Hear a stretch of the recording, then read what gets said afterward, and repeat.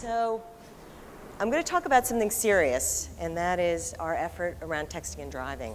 You know, 100,000 people get into accidents because of texting and driving every year. And we all know we shouldn't be doing it, and we do it anyway, right? So last year, we at AT&T decided that we needed to start an effort to end texting and driving. And in fact, we started out by saying we're going to create a movement to stop ending texting and driving. And we had some challenges, aside from the fact that it's no small thing to start a movement, right? But we had some headwinds. We were asking the organization to get behind an effort that was actually bad for business. Stop using our product, right? We were starting mid-year. We didn't have a lot of budgets. We had a small team. We had a lot of other priorities. All these things made it difficult. And yet, what I will say is that I'm proud of what we were able to accomplish in the first year. And I think some of those accomplishments happened because of a couple of discoveries, a few discoveries we made along the way. Some success discoveries, if you will. And I want to share those with you today because I think they're relevant for anybody here trying to start a movement. Now, let's kind of put some context around this. We at AT&T, a few years ago, were probably best known as a phone company, a utility. But as we all know, mobility is the disruptive technology of today. And so we are now privileged to actually help people live their lives in a whole new way. And yet what comes with that advancement is some real challenges. People are dying from texting and driving. And our chairman, when he was talking to the Detroit Economic Club, he brought up the fact that this is really an epidemic, and that we need to, if people are using our products inappropriately, we need to actually help lead the effort and the solution to end this. So that sort of began our journey. Now, what I would say is, importantly, movements start first by understanding what is the right tension point. And so, you know, how do you get people to do things that they don't want to do? We knew that we had to talk to teenagers. They represent only 6% of drivers, but wow, they get into a lot of these accidents with texting and driving. They text more than the rest of us, 5 times more than adults. They're new drivers. They're invincible. So we went out and did some quantitative research to get an understanding of their attitudes. And their attitudes were not surprising. They know it's dangerous. Their friends do it anyway. And what was surprising is they see the pressure to answer a text to be 5 minutes or less. And I know that most car rides are more than 5 minutes. So we knew we had a challenge. We went to focus groups armed with a bunch of data that we thought would be compelling. So for example, the average text that you send or you receive while you're driving is basically 5 seconds long, where you take your eye off the road. And if you're going 55 miles an hour, that's the whole length of a football field with your eyes off the road. Other facts, the 100,000 injured or die in accidents statistics that I used, and you're 23 times more likely to get into an accident if you're texting behind the wheel. Now, what happened when we presented these to people in focus groups? We actually saw people laughing, they were chatting, they were comparing notes on how to text and drive and what their strategies were, and we didn't make a dent. And it was at that point we asked people, take out your phone and look at the last text message you received or you sent. And inevitably it was stuff like this, OMG, or yeah. We asked people, is that text message worth a life?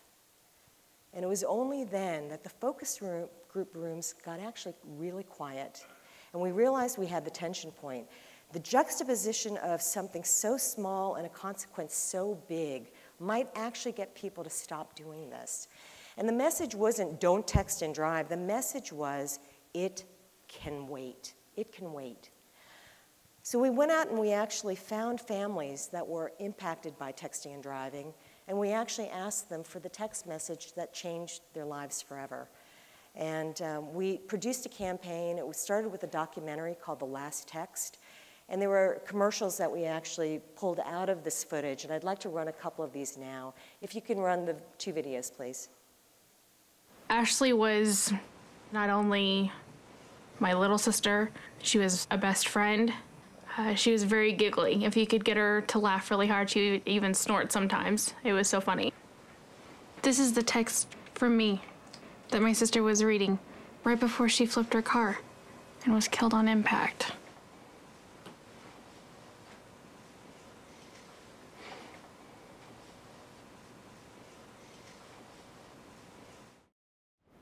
I'm currently suffering from a severe traumatic brain injury.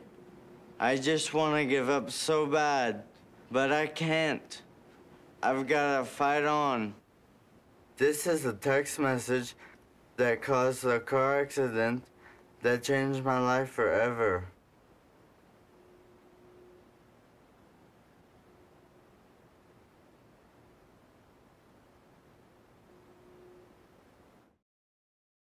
So some pretty sobering things.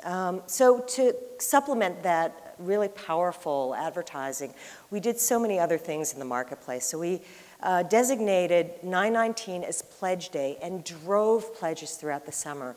And we did that by getting celebrities. We actually created a symbol.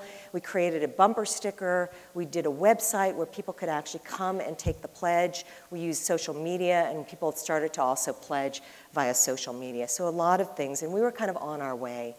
And the next discovery that we actually got was this amazing turning point, that what happens when you touch a nerve is that it starts to get really personal for people, and people start taking things on in a whole new way. So as an example, very, very small part of our website was this little one that says, share your story. We actually almost didn't launch with this piece on the website, but what we got back were some amazing stories. And I'm going to share with you some of the ones that you could actually capture on a slide, but some of them were a little bit longer, like this one. My boyfriend lost his life texting and driving. He was trying to text me to tell me he'd be home soon. Unfortunately, he never made it and ended up in the morgue instead. It's just 3 simple words. It can wait. Or some shorter ones. I'm a paramedic. I've seen the results of texting and driving. Or my grandfather died from texting and driving. And there were lots of other ways that it got personal for people. So this is a group of girls called the Cimarelli Sisters. I don't know if you've seen them on YouTube. They sing all these great songs, and they decided to actually take on It Can Wait as an effort. And they have T-shirts made, and in 4 of their videos, they actually start the songs with various ways in which they call attention to this effort. Sometimes those personal touches are pretty significant and meaningful. This is Siobhan Jones, who lost a friend of 32 years when a teenager smashed into his car and killed him. And she had a dream one night. She said that before she turned on the ignition, her phone deactivated. And that was the inspiration for our Drive Mode app that we actually created, put on the App Store, and allowed people to download. And it works that way, that you actually, anybody who sends you a text message gets a message back saying, I'm driving right now, and please, I'll text you when I can. And then sometimes the way people personalize things was very small. So the symbol, the hand, we never realized that people would actually take that and use that. They would put their hand up, and it said 2 things. Not only don't text and drive, but I've made a commitment not to text and drive. So really, really little things could be quite personal and powerful. The next discovery that makes movements successful is movements actually sometimes benefit when you don't have a lot of marketing dollars. We had a small budget and a small team, but guess what? Our company has scale. And how can we leverage the scale of our entire company? And that's what we actually ended up doing because we had to be resourceful. So, every phone screen, every store, every piece of mail we send out or radio spot, every van that drives down the road that's AT&T could carry our message. Every sponsorship that we have, we can have PA announcements and posters, and we can have pledge stations there. We could take all of our events across the country, whether it be an external affairs event or a marketing event, and integrate something called our simulator, which is a virtual reality simulator that you could actually sit down and feel what it's like to text and drive at the same time, and what might come in front of your car and what might happen as a result.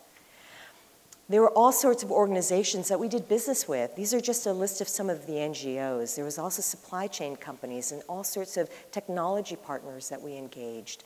We also even took some of our national retail partners, and even mid-year, these guys actually took some of our materials and distributed them in the stores. And then there were the local governments, proclamations, signs on the highway, 27 states, toll takers that handed out stickers, police fleets that actually carried the sticker. And then last but not least, our employees. Our employees fanned out, and not just when they were working, but off hours. They actually adopted hundreds of high schools across the country in 33 states. They went and personally talked to them to make sure that teenagers in their communities heard this message. The other observations I'd make is movements are selfless. Coming into the second year, we've been kind of stunned at how many people have reached out to us to be a part of this. And today, as we go into the second year, we've got 120 corporate advocates that are taking our materials. They're going to execute them for employees, for their customers. We even have a handful of marketing companies that have decided to co-market and co-brand this entire effort with us. And guess what?